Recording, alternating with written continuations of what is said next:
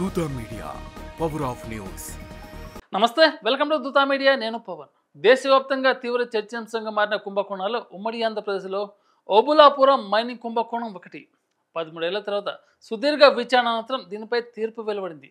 ఈ కేసుకు సంబంధించిన గాలి జనార్దన్ రెడ్డి ప్రధాన ముద్దాయిగా ఆరోపణలు ఇప్పటికే ఎదుర్కొంటున్నారు. అయితే ఈ కుంభకోణానికి సంబంధించి 219 మంది సాక్షులు, 337 డాక్యుమెంట్లను సిబిఐ పరిగణలోకి తీసుకుంది. తుది తీర్పు వెలువడడంతో ఒక్కసారిగా ఓబులాపురం మైనింగ్ కుంభకోణానికి సంబంధించిన చర్చ మొదలైంది. అసలు ఏంటి మైనింగ్ కుంభకోణం? ఓబులాపురం మైనింగ్ కుంభకోణం ఏంటి? కర్ణాటక ఆంధ్రప్రదేశ్ రాష్ట్రాల్లోని ఇనుము ఖనిజ తవ్వకాలలో జరిగిన అక్రమాలకు సంబంధించింది ఇది. ఈ స్కామ్ ప్రధానంగా ఓబులాపురం మైనింగ్ కంపెనీ అంటే ఓఎంసీతో ముడిపడి ఉంది. దీన్ని రెడ్డి సోదరులు అంటే గాలి జనార్దన్ రెడ్డి, గాలి కరుణాకర్ రెడ్డి, గాలి సోమశేఖర్ రెడ్డి నడిపారు. వీరు గతంలో కర్ణాటక ప్రభుత్వంలో మంత్రులు కూడా పనిచేశారు. ఈ కుంభకోణం కర్ణాటకలోని బళ్ళారి, ఆంధ్రప్రదేశ్లోని అనంతపురం ప్రాంతాల్లో జరిగిన అక్రమ ఖనిజ తవ్వకాల చుట్టూ కేంద్రీకృతమై ఉంది. ఓబులాపురం మైనింగ్ కంపెనీ కర్ణాటక ఆంధ్రప్రదేశ్ సరిహద్దులోని అటవీ భూములలో అనుమతి లేకుండా ఇనుము ఖనిజాన్ని తవ్వినట్టు ఆరోపణలు ఉన్నాయి.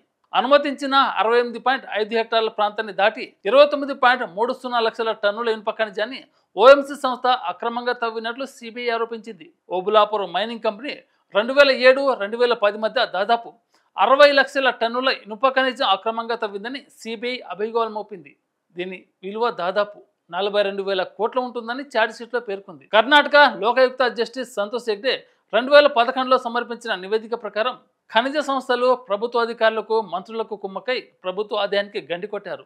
జీరో రిస్క్ సిస్టమ్ అనే రక్షణ దోపిడీ వ్యవస్థను సృష్టించిన గాలి జనార్దన్ రెడ్డి ఈ కుంభకోణానికి తెరలేపినట్టు పేర్కొంది. ఓబులాపురం మైనింగ్ కంపెనీకి అనుబంధంగా ఉన్న జిఎల్ఏ ట్రేడింగ్, అలాగే జిజేఆర్ హోల్డింగ్స్ వంటి గాలి జనార్దన్ రెడ్డి సోదరులు సంస్థలు అక్రమ తవ్వకాల ద్వారా వచ్చిన సొమ్మును విదేశీ కంపెనీలకు బదిలీ చేసినట్లు ఆరోపణలు ఉన్నాయి. ప్రభుత్వానికి చెందాల్సిన రాయల్టీ ఎగవేయడంతో పాటు ఆదాయాన్ని దాచిపెట్టి పన్ను ఎగవేతకు పాల్పడిన గాలి జనార్దన్ రెడ్డి సోదరులపై అభియోగాలున్నాయి. ఈ నేపథ్యంలో ఉమ్మడి ఆంధ్రప్రదేశ్ మాజీ సీఎం రోసయ్య సిఫార్సు మేరకు 2009లో సిబిఐ ఈ కుంభకోణంపై విచారణ ప్రారంభించింది. 2 ఏళ్ల విచారణ అనంతరం 2011 సెప్టెంబర్ 5న గాలి జనార్దన్ రెడ్డి, అతని బావ బైవి శ్రీనివాసరెడ్డిని సిబిఐ అరెస్ట్ చేసింది. అలాగే ఈ కుంభకోణంపై భాగస్వాములైన మాజీ ఐఏఎస్ అధికారి విడి రాజగోపాల్, ఏపీ ఇండస్ట్రీస్ మాజీ కార్యదర్శి వై శ్రీలక్ష్మిని కూడా సిబిఐ అరెస్ట్ చేసింది. రాజగోపాల్ ఓబులాపురం కంపెనీకి ప్రాధాన్యత ఇచ్చి ఇతర దరఖాస్తులకు లైసెన్సులు నిరాకరించినట్లు శ్రీలక్ష్మిపై ఆరోపణలు వచ్చాయి.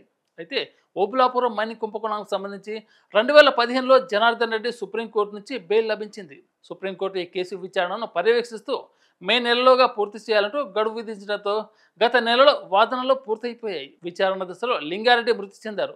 అయితే 2022లో హైకోర్టు ఐఏఎస్ అధికారి శ్రీలక్ష్మిని కేసు నుంచి డిశ్చార్జ్ చేసింది.